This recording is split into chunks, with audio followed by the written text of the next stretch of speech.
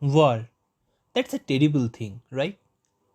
We are amidst a war between two nations currently, and we all are apprehensive about the results. Wars have always been a terrible business, with all the lives lost, all the properties being damaged, all the destruction that ensues. But apart from all these bad stuffs, do you know that war can have an adverse effect on your height as well? Historically speaking, the average height of an European got reduced during the two world wars in the 20th century. Interesting, right? So, what's exactly the relationship? Why does it happen? Height of a human being, like any other biological process, depends mainly upon two things.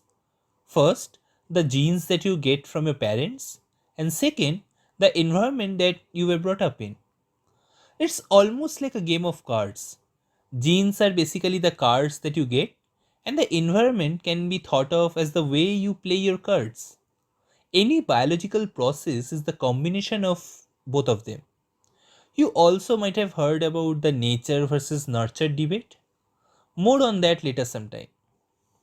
Now, back to our discussion. Our height is a biological feature, and obviously, does having tall parents help?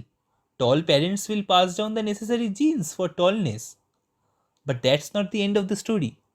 Environment comes into play big time. And in this particular scenario, environment could mean nutrition, sanitation, hygiene, etc. etc. Nutrition being the most important of them all. Babies with tall parents but a malnutrition diet in the initial years would have a stunted growth. Proteins and green vegetables are great for your growth. So, kids, next time your mother wants you to eat veggies, you better listen to it, or else you won't get tall. Now the pieces are coming together, right? Wars are pretty bad for nutrition. If you think back to the World War time, most of the European countries had to exercise heavy rationing of foods.